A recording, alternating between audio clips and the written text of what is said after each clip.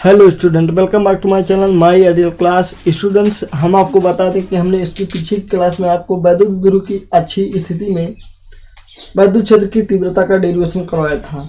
और यदि आपने इसका डेरिवेशन पहले नहीं किया है, नहीं देखा है उस वीडियो को, तो आप पहले क्या कीजिए, अच्छी स्थिति के डेरिवेशन को देख लीजिए। हमने जो है इस चैनल पे पहले ही उस डेरिवेशन का वीडियो अपलोड कर दिया है। और आज का हमारा टॉपिक क्या है? आज का हमारा टॉपिक है वैद्युत ध्रुव की निरक्षीय स्थिति पर स्थित बिंदु पर वैद्युत क्षेत्र की तीव्रता। यानी कि हमने आपको बताया था कि वैद्युत ध्रुव के कारण दो तरह से तीव्रता निकाली जाती है। तो हम इसके पीछे की क्लास में एक टॉपिक यानी एक हेडिंग का डेरिवेशन कर चुके हैं। और ये क्या है? ये हमारी जो दूसरी हेडिंग है, जो कि है वैद्युत ध्रुव की निरक्षीय स्थिति का डेरिवेशन, जिसके कारण हमें क्या ज्ञात करना है? वैद्युत ध्रुव के कारण हमें निरक्षीय स्थिति में वैद्युत क्षेत्र की तीव्रता ज्ञात करनी है। तो हम क्या करते हैं, इस क्लास को शुरू करते हैं। और इस क्लास को शुरू करने से पहले हम आपसे यही कहेंगे कि यदि आप हमारे इस चैनल में पहली बार आए हैं और वीडियो देख रहे हैं, और यदि आपको ये समझ में आ जाए, आप इस वीडियो से एक पॉइंट भी सीख पाए, तो क्या कीजिएगा, आप जो है इस वीडियो को लाइक करके जाइएगा और अपने मित्रों में शेयर कर दीजिएगा। और यदि आपसे हो सके तो एक छोटा सा कमेंट कर दीजिएगा। तो देखिए, जैसा कि हमारा जो नाम है हेडिंग का कि वैद्युत ध्रुव की निरक्षीय स्थिति में किसी बिंदु पर वैद्युत क्षेत्र की तीव्रता, तो हमें क्या पता होना चाहिए? इस डेरिवेशन को हल करने के लिए किसकी जरूरत पड़ेगी? हमें वैद्युत ध्रुव की आवश्यकता पड़ेगी। तो हमें आपको पीछे पढ़ाए हैं कि वैद्युत ध्रुव क्या होता है। तो वैद्युत ध्रुव क्या होता है कि वह एक ऐसा निकाय होता है जिसमें दो बराबर तथा विपरीत प्रकार के आवेश होते हैं जो एक दूसरे से 12 दूरी पर रखे होते हैं। अब हमें क्या करना है? इसी के कारण हमें जो है किसी बिंदु पर वैद्युत क्षेत्र की तीव्रता ज्ञात करनी है। किस स्थिति में? निरक्षीय स्थिति में। तो देखिए, हम इसका पहले डायग्राम आपको दिखा रहे हैं, फिर बनाना सिखाएंगे आपको। देखिए, ये क्या है? ये हमारा निरक्षीय स्थिति का डेरिवेशन का चित्र है। और ये कैसे बना है, ये हम आपको बना के बता रहे हैं।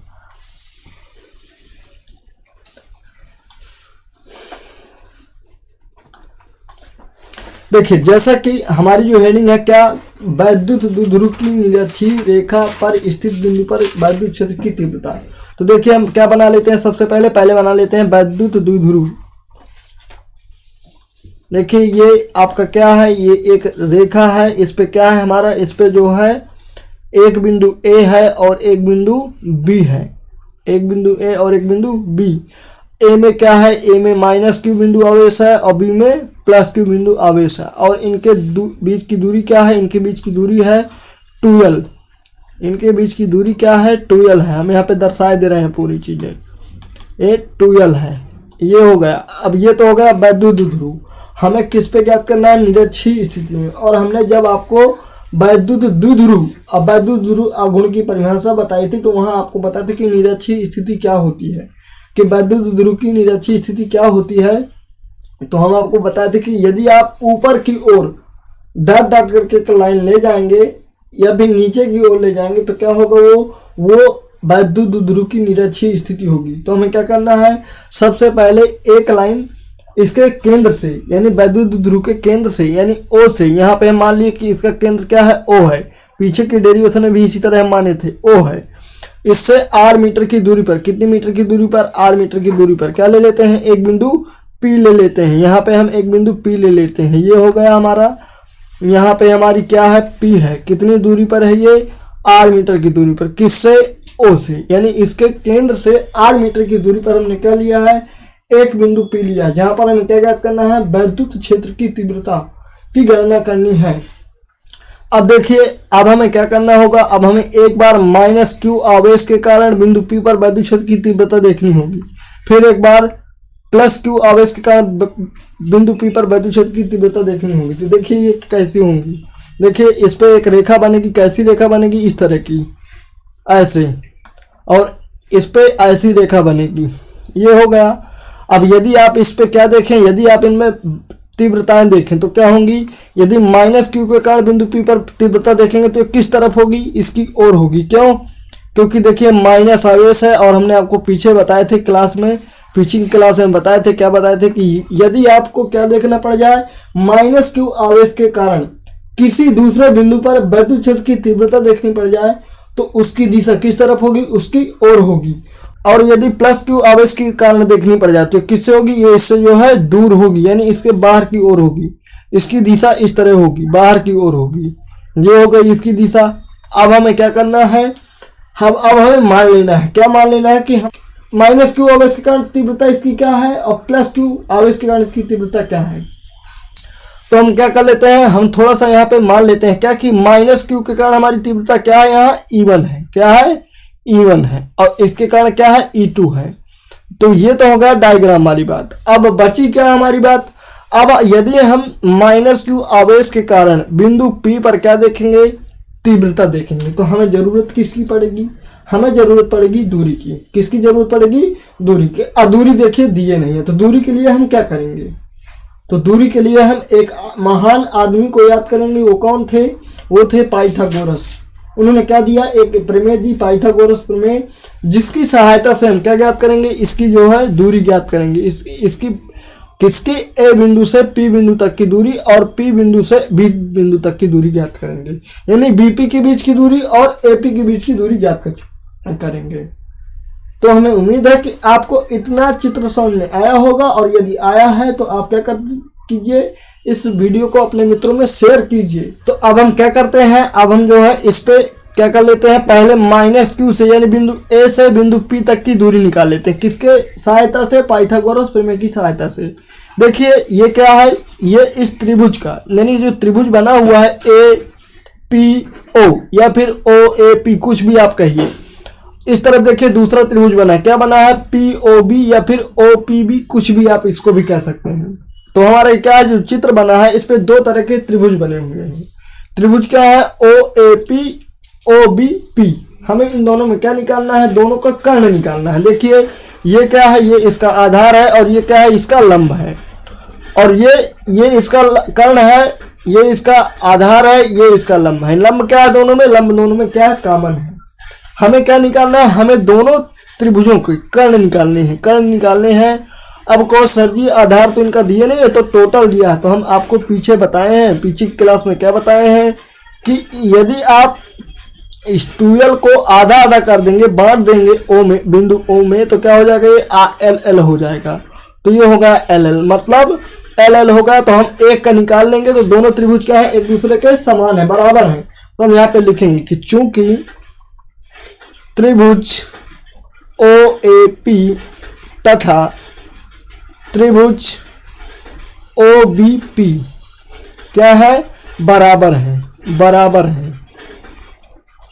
जब बराबर है तो चाहे आप ओ ए पी में निकाल लीजिए और चाहे ओ बी पी में निकाल लीजिए, दोनों क्या होंगे, बराबर होंगे। क्यों, क्योंकि ये दोनों भुजाएं क्या है, एक दूसरे के समान है, बराबर है। तो हम क्या कर लेते हैं, एक त्रिभुज पे किसी पे कर्ण निकाल लेते हैं। तो यहाँ लिखते हैं कि त्रिभुज ओ ए पी में पाइथागोरस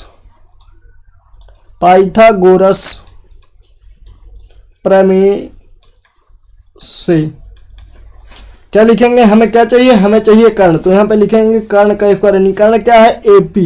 यहाँ होगा ए पी का स्क्वायर बराबर, आधार क्या है, इसका आधार है ए ओ, तो हो जाएगा ए ओ का स्क्वायर प्लस लंब क्या है, पी ओ या फिर ओ पी का स्क्वायर। मान रख देते हैं इनका, हमें ए पी तो ज्ञात करना, तो ये उसी तरह आएगा। ए ओ का मान क्या है, ए ओ का मान दिया है एल। ये देखिए यहाँ से इस बिंदु से इस बिंदु तक की दूरी क्या दी है, इस बिंदु तक की दूरी है एल। तो ये हो जाएगा एल का स्क्वायर प्लस ओ पी क्या है, ओ पी यानी इस बिंदु से इस बिंदु तक की दूरी क्या दी है, आर दिए है। तो ये हो जाएगा आर का स्क्वायर। ये हो गया, क्या बना, ये ए पी का स्क्वायर बराबर बना हमारा क्या, L square plus R square. हम क्या करते हैं, इसको सीरियल से लिख लेते हैं, हम लिख देते हैं इसको R square plus L square. इतना तो आप जानते हैं ना, इस पे कोई प्रॉब्लम ना हुई होगी आपको कि ये क्यों लिख दिए, इतना हो गया। अब यदि आप ए पी निकालेंगे, अभी किसका मान है ये, अभी ये ए पी का स्क्वायर का मान है, R square plus L square.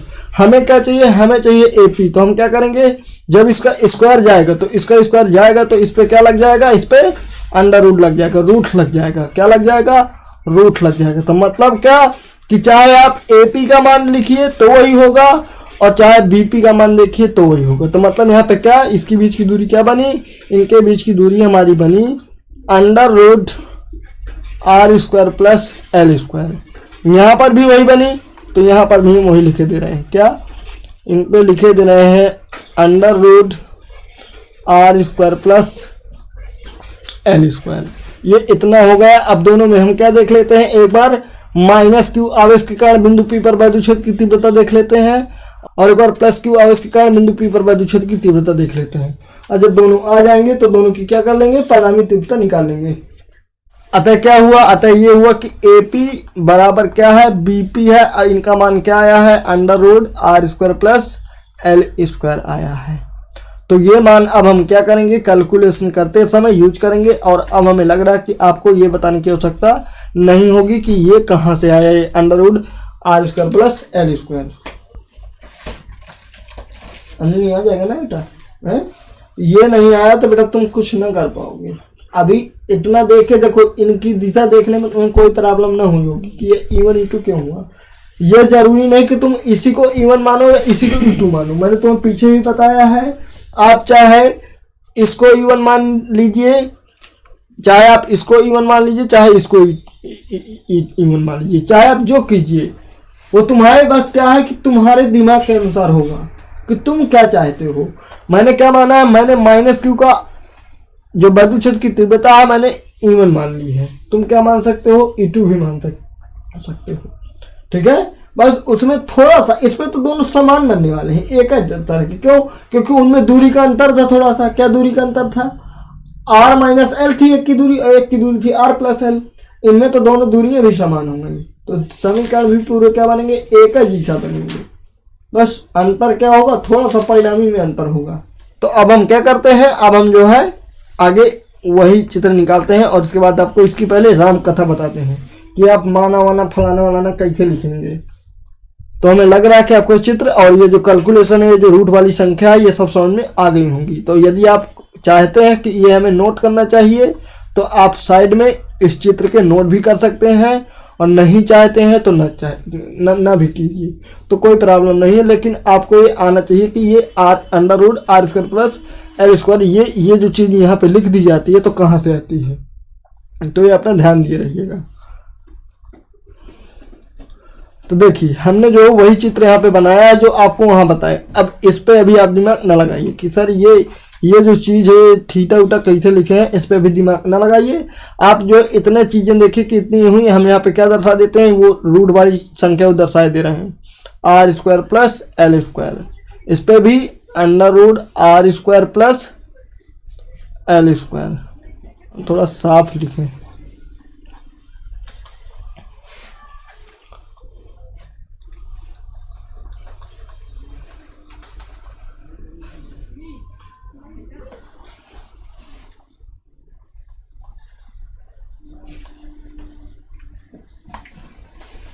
आया, देखो तो हमें लग रहा है कि इतना आपको समझ में आ गया होगा। अब हम क्या करते हैं, अब हम जो है माइनस क्यू आवेश के कारण, यानी बिंदु ए के माइनस क्यू आवेश के कारण बिंदु पी पर वैद्युत क्षेत्र की तीव्रता का क्या बना लेते हैं, सूत्र बना लेते हैं।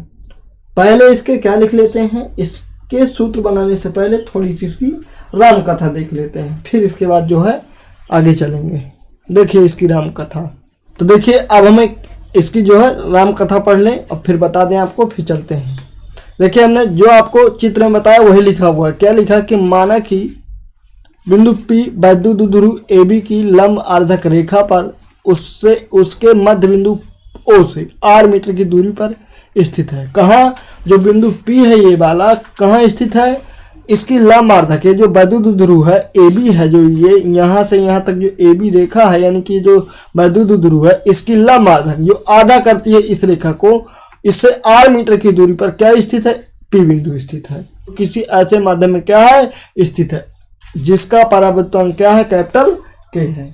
इसकी बात भी आपको समझ में आ गई होगी।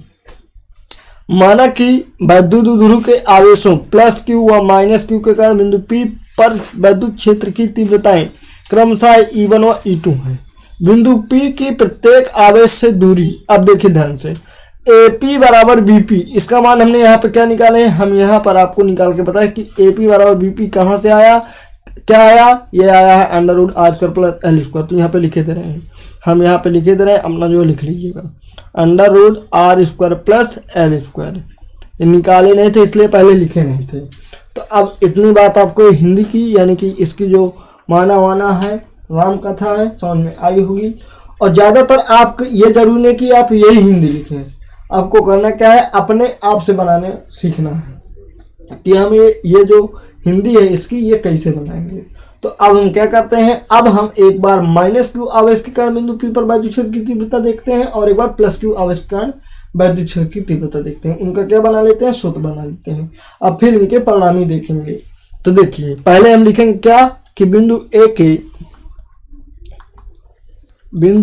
के माइनस क्यू आवेश के कारण वैद्युत क्षेत्र की तीव्रता।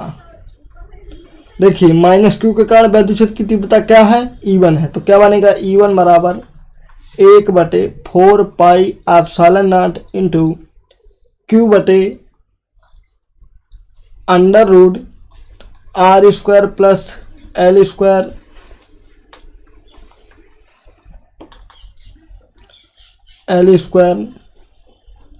का होल स्क्वायर। अब देखिए समझिए ध्यान से, हमने आपको सूत्र क्या बताया था किसी बिंदु आवेश के कारण वैद्युत क्षेत्र की तीव्रता का, हमने सूत्र बताया था E बराबर 1/4 pi epsilon naught into Q बटे आर स्क्वायर। अब देखिए ध्यान से, आवेश क्या है, आवेश क्यू है तो क्यू तो वही रहेगा, ये हो गया 1/4 पाई एप्सिलॉन नॉट, इसमें भी है इसमें भी है, ये भी वही हो गया। लेकिन दूरी क्या है, उनमें दूरी हम क्या माने थे, आर माने थे, तो आर लिख दिए। अब इनके बीच की दूरी क्या है, माइनस क्यू से बिंदु पी तक की दूरी क्या है, under root R square plus L square. ये हो गई, इस पे क्या लगा है, स्क्वायर लगा है, इस पे स्क्वायर लगा है तो इस पे क्या लगा दिया, स्क्वायर लगा दिया। तो आपको इतनी बात अब समझ में आ गई होगी। तो अब देखिए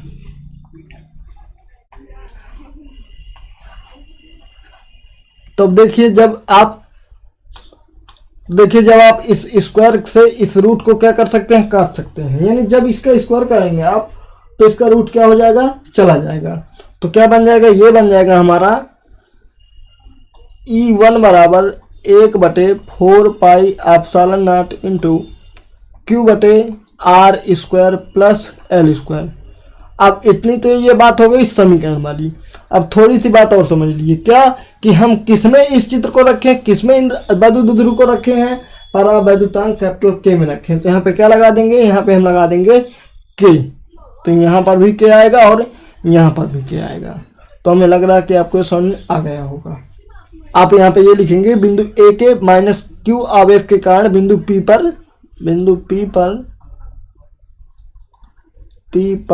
वैद्युत क्षेत्र की तीव्रता, ये हो गया। जिस तरह हमने माइनस क्यू आवेश के कारण बिंदु पी पर वैद्युत क्षेत्र की तीव्रता देखे, उसी तरह हमें क्या देखना है, प्लस क्यू आवेश के कारण बिंदु पी पर वैद्युत क्षेत्र की तीव्रता देखनी है। तो फिर से हम यहाँ पे हिंदी लिखेंगे, क्या लिखेंगे कि बिंदु बी के प्लस क्यू आवेश के कारण बिंदु पी पर वैद्युत क्षेत्र की तीव्रता।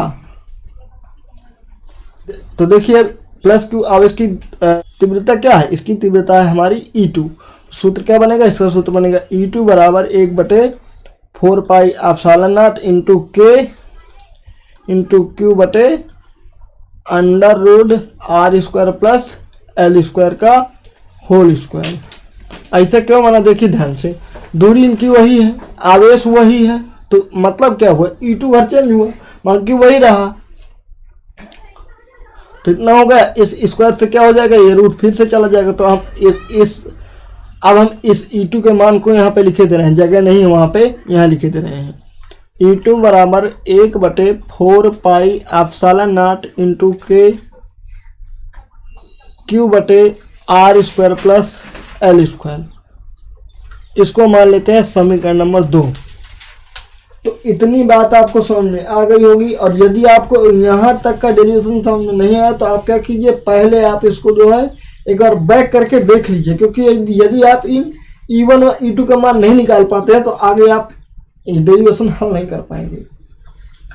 तो अब हम क्या करते हैं, अब हम जो है इन दोनों का बिंदु P पर क्या देखते हैं, परिणामी देखते हैं कि आखिरकार इन दोनों आवेशों के कारण बिंदु P पर परिणामी क्या होगा इनका। तो देखिए, हम जब आपको विद्युत क्षेत्र की तीव्रता पढ़ा रहे थे तो हम आपको 3 कंडीशन बताए थे, 3 स्थितियां बताए थे कि जब तीव्रताएं अलग अलग दिशा में हो तो क्या करना है, एक दिशा में हो तो क्या करना है, और जब दोनों थीटा कोण पर हो, एंगल बना रही हो तो क्या करना है। अब तो देखिए, ना दोनों तीव्रताएं एक दूसरे से भिन्न है, ना एक ही दिशा में है, दोनों क्या है, एक एंगल पे बैठी हुई है। तो हम यहाँ पे मान लिए, क्या मान लिए कि इनके बीच बना हुआ कोण क्या है, इनके बीच बना हुआ कोण 2 थीटा है। बाकी आप थीटा वाले से भी लगा सकते हैं, कोई प्रॉब्लम नहीं है। बस करना क्या है, यदि आप इस नियम से चलेंगे तो बहुत सरल लगेगा आपको, आपका बहुत जल्दी आप इसका जो उत्तर निकाल लेंगे।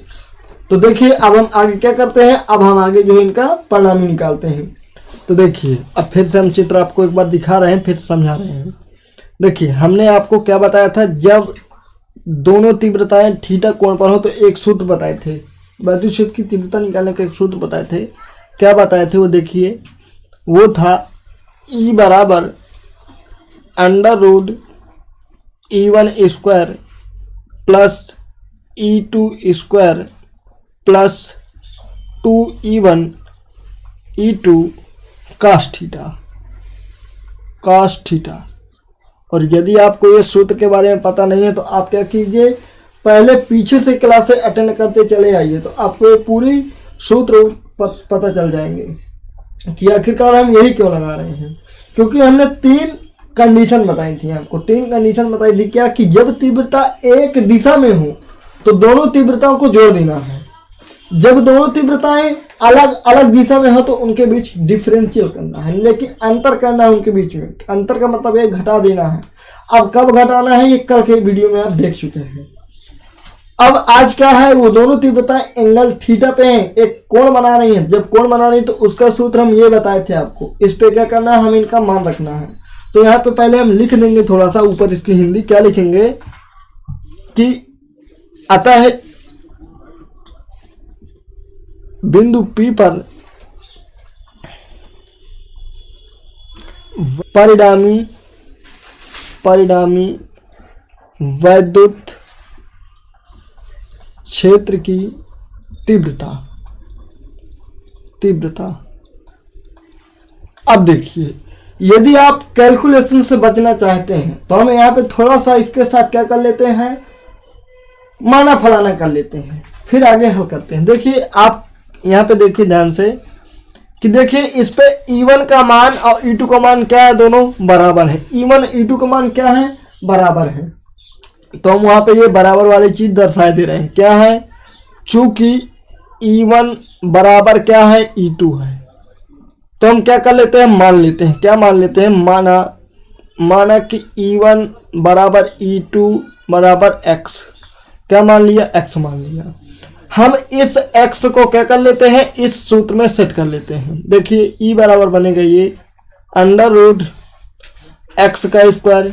ध्यान से समझिए, क्यों, क्योंकि देखिए E1 का मान भी x है और E2 का मान भी x है, ये हम क्या किए हैं, माने हैं। तो E1 की जगह हमने क्या कर दिया, x कर दिया, स्क्वायर लगा दिया, प्लस कर दिए।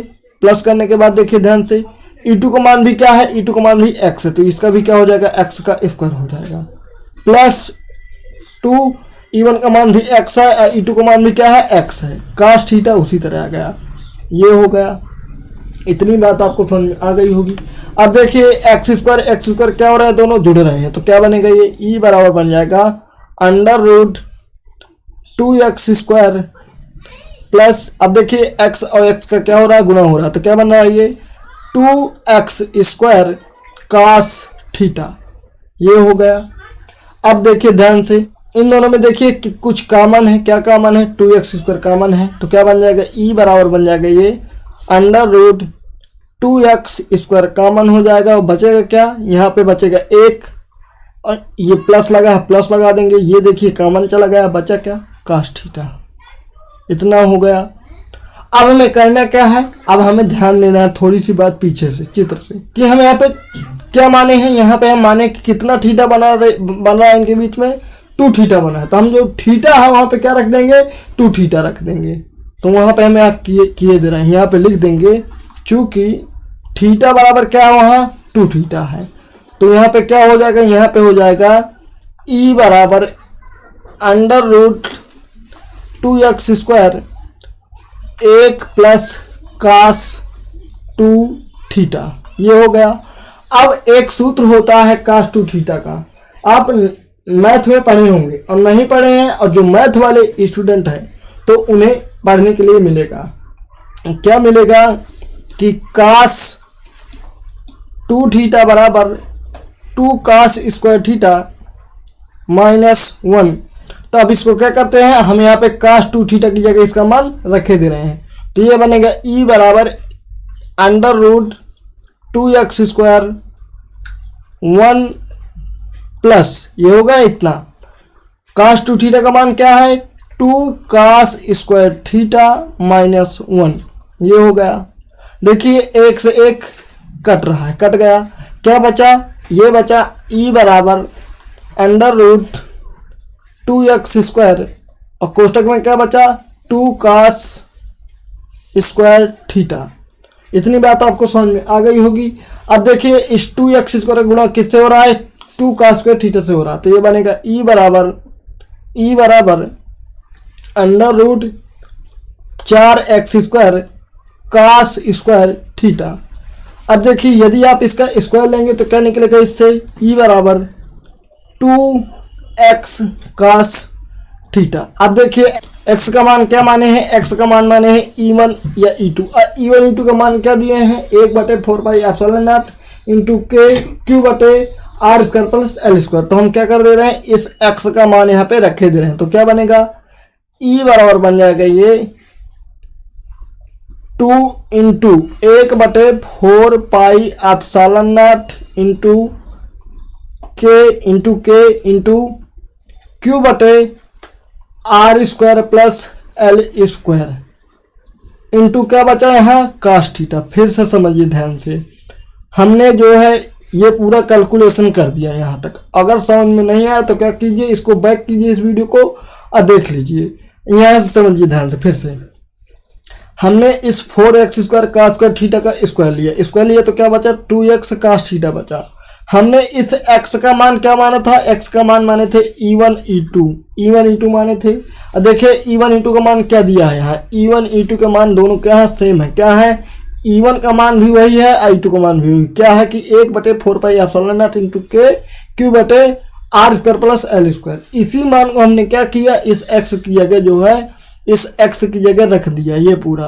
और बचा क्या हमारा? ये 2 बचा, 2 उसी तरह रख दिए, और cos थीटा बचा, इसको उसी तरह रख दिए। तो हमें उम्मीद है कि आपको ई बराबर जो मान आया है हमारा, इतनी आपको बातें पूरी समझ में आई होंगी। और यदि नहीं आए तो क्या कीजिए? इस वीडियो को बैक कीजिए और फिर समझिए।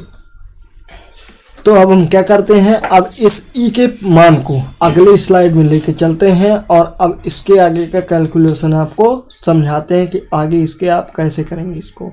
तो देखिए हम इसको नोट कर रहे हैं उस तरफ।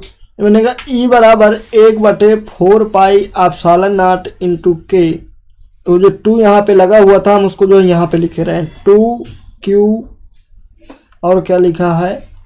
देखिए ये जो 2 है, इस 2 को हमने कहाँ ले लिया? इस Q के साथ ले लिया। और इस cos थीटा को लिखे ले रहे हैं, बटे की चीज़ लिखे दे रहे हैं। बटे में क्या है? बटे में है r² प्लस L² इंटू में क्या बचा? cos theta. इतनी ये जो लाइन हमने लिखी है ये यहीं से लिखी है, बाकी कुछ बदलाव नहीं किया है, वही लिखा है। अब हमें क्या चाहिए? अब हमें जो है cos थीटा का मान निकालना है। कहाँ से निकलेगा ये उसी चित्र से निकलेगा। cos थीटा का मान निकालना है। तो अब समझिए ध्यान से। अब जो आपका यहाँ पे देखिए इस चित्र में जो ये थीटा 2 थीटा है, इस पे क्या थी, इस बिंदु पे जो इनके बीच की जो परिणामी है वो यहाँ पे है। तो हमने यहाँ पे क्या किया कि इन दोनों की परिणामी को क्या कर दिया, डिवाइड कर दिया। यानी इनकी जो परिणामी है वो कहाँ होने वाली है, वो इस लाइन पे होने वाली है, यहाँ पे होने वाली है, इस दिशा में होने वाली है। तो हमने क्या किया, ये जो यहाँ पे 2 थीटा था, जब यहाँ पे एक लाइन आई तो लाइन क्या की, लाइन ने इस थीटा को, ये जो पूरा एंगल यहाँ पे बन रहा था, इसको थीटा में डिवाइड कर दिया। अब देखिए ध्यान से, एक लाइन ये है और एक लाइन ये है, मतलब एक लाइन ऐसी है, एक लाइन ऐसी है। और जब ऐसी लाइन हो और यदि इनको ऐसी रेखा से काटा जाए तो इनके बीच जो बने कोण होते हैं, देखिए एक कोण यहाँ पे बना है और मानिए एक कोण यहाँ पे बने, तो जब यहाँ पे जब दो रेखाओं को एक ऐसी लाइन काटती है तो इनके बीच एकांतर कोण बनता है। कौन सा कोण बनता है, एकांतर कोण बनता है। यह एकांतर कोण का मतलब ये होता है कि यहाँ पर जो कोण होगा वही कोण यहाँ पर भी होगा। मतलब क्या हुआ, जब ये कोण यहाँ पे जो थीटा है यहाँ पर भी थीटा होगा। ऐसे जब थीटा है तो मतलब क्या हुआ, हम यहाँ पे थीटा ये है तो हमें क्या चाहिए, हमें चाहिए cos थीटा का मान। तो यहाँ पे लिखेंगे cos थीटा बराबर, अब cos थीटा बराबर आप खूब पढ़े, क्या पढ़े हैं कि आधार बटे क्या होता है, कर्ण होता है। क्या होता है, आधार बटे कर्ण होता है। अब देखिए आधार क्या है, इसका आधार है AO है ना, इस त्रिभुज को देख रहे हैं ना APO में, चाहे आप APO में देखिए तो वही होगा, चाहे OPB में देखिए तो वही होगा। तो आधार से क्या है, L है, तो हम क्या कर देंगे, cos थीटा बराबर लिख देंगे L बटे कर्ण क्या है, कर्ण देखिए इस चित्र में, कर्ण देखिए क्या है, √r² प्लस L², यहाँ पे लिख देंगे √r² प्लस L²। तो ये मान हमें क्या करना है, ये मान cos थीटा की जगह हमें रखना है। तो अब इसको आप जो क्या कीजिएगा, इस लाइन को जो मैंने यहाँ पे बताई इसको आपको यहाँ पे लिखना है, इसके नीचे यहाँ पे, चूंकि cos थीटा बराबर क्या, A बटे के यानी आधार बटे कर्ण क्या है उस चित्र में है L बटे √r² प्लस L²। तो ये होगा। अब इस मान को हमें कहाँ रखना है, इसमें रखना है। तो ये बनेगा E बराबर 1/4 पाई एप्सिलॉन नॉट इंटू के 2Q बटे r² प्लस L²। ये हो गया। देखिए cos थीटा का मान क्या है, cos थीटा का मान है L बटे √r² प्लस L²। ये हो गया। अब ध्यान से सुनिए, इतना हो गया। इतने के बाद जब आप इस रूट को हटाएंगे, इस रूट को यदि आप हटाएंगे जो यहाँ पे लगा हुआ है, तो जब ये रूट जाएगा तो इसकी घात में यानी होल की घात में 1/2 लग जाएगा। यानी रूट का मतलब क्या होता है, 1/2 होता है। यदि आप उसको हटाना चाहें तो ये बनेगा E बराबर 1/4 पाई एप्सिलॉन नॉट इंटू के 2QL। हम इसको सीधे एक साथ ले रहे हैं। बटे क्या बचा, बटे बचा हमारा r² प्लस L², और ये हटा रूट तो क्या बना r² प्लस L² के घाते 1/2। इतना हो गया।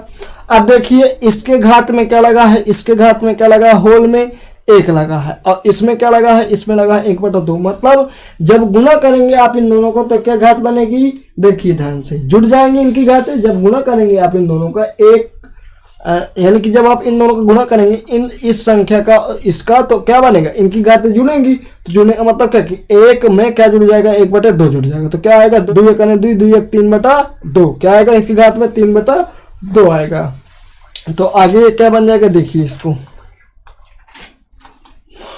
E बराबर 1/4 पाई एप्सिलॉन नॉट इंटू के 2QL बटे r² प्लस L² की घाते 3/2। ध्यान से समझिए, जब ये 1 की घात और 1/2 की घात हल हुई, दोनों गुणा हुए, तो उनकी घातों में क्या आया, 3/2 आया। जुड़ गया तो क्या बना, ये बना 3/2। अब देखिए हम क्या मान लेते हैं, यहाँ मान लेते हैं, चूंकि r² क्या है, बड़ा है किससे, L² से। ये हो गया। तो इसका मान क्या हो जाएगा, नगण्य हो जाएगा। यहाँ लिख देंगे L² का मान क्या है, नगण्य है। ये हो गया। नगण्य का मतलब क्या हुआ, 0 है पूरा। तो इसको हम साफ करके ऊपर लिखे दे रहे हैं। ये बचेगा ई बराबर 1/4 पाई एप्सिलॉन नॉट इंटू के 2QL बटे आर स्क्वायर के घाते 3/2। देखिए ध्यान से, इसका मान क्या हुआ, एल स्क्वायर का 0 हो गया, बचा क्या, आर स्क्वायर बचा यहाँ पे, और यहाँ पे 3/2 घाते में बचा, उसी तरह हो गया। देखिए ये स्क्वायर से ये स्क्वायर कट रहा है, कट गया, क्या बचा, ई बराबर 1/4 पाई एप्सिलॉन नॉट इंटू के 2QL बटे आर के घाते 3, आर क्यूब हो गया।